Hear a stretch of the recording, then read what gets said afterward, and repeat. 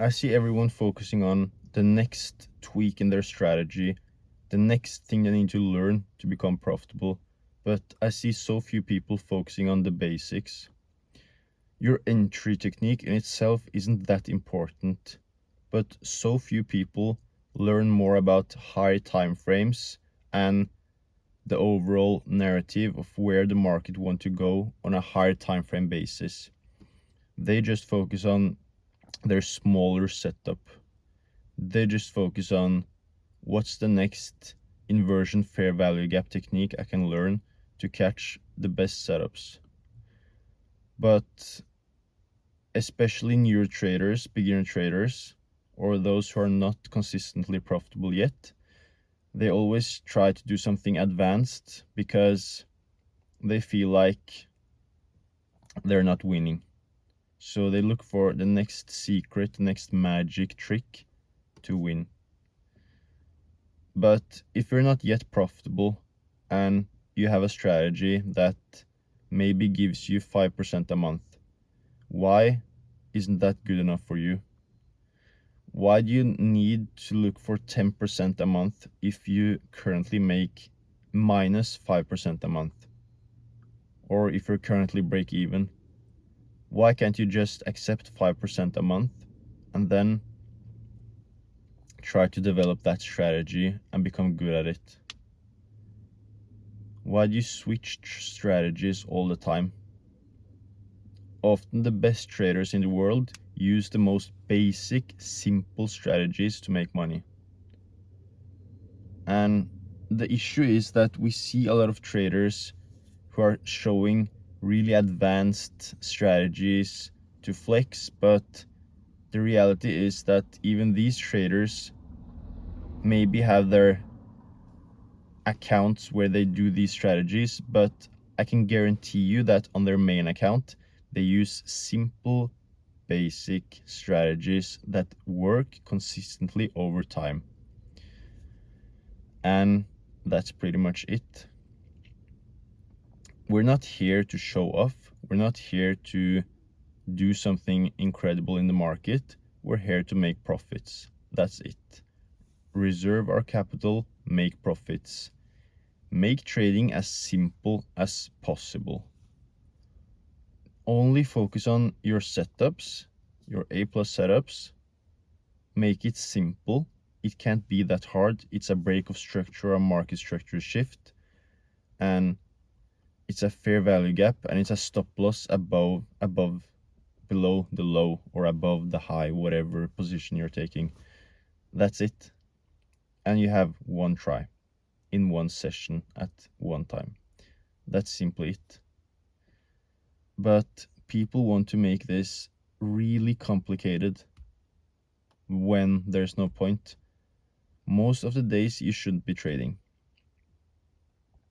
because logically, if 1% make it in trading, then why do you even want to trade the most difficult days?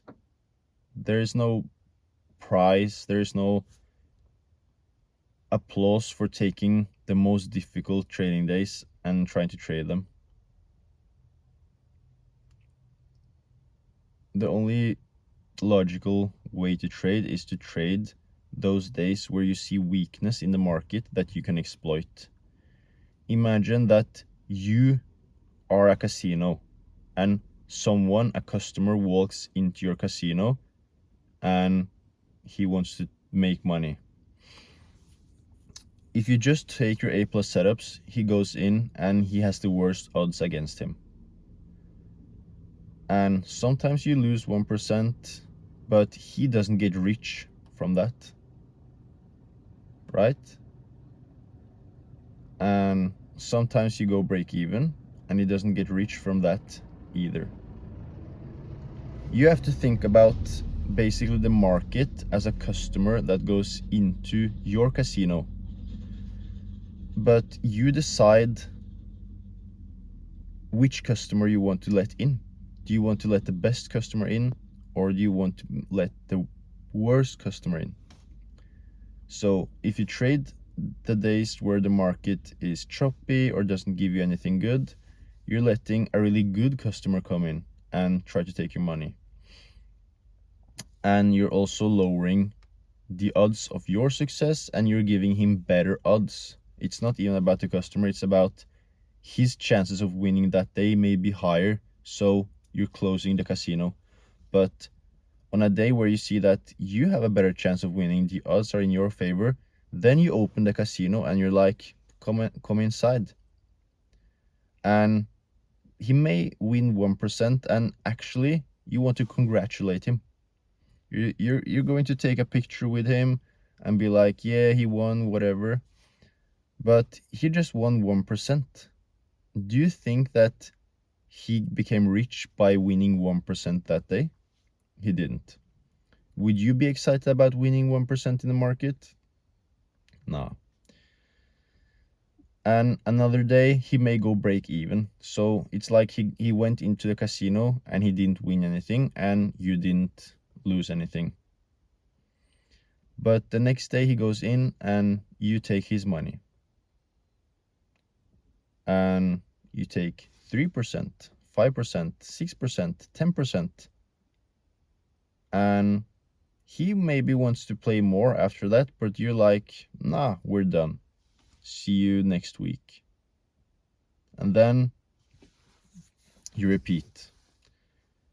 That's the way you need to look at trading. You just have a casino, and sometimes the customer wins, sometimes he loses. And that's pretty much it. You were not wrong. He wasn't right. That's it. You may get stopped out and then it goes straight to TP. But again, it's not about being right or being wrong. It's about accepting the odds. Because first of all, you have to know what you're doing in the market. You have to have a bias. You can't just go in with no bias of where you want price to go. But after that, then you have to accept that that's only 50% of the game, is to have a bias or be right or wrong.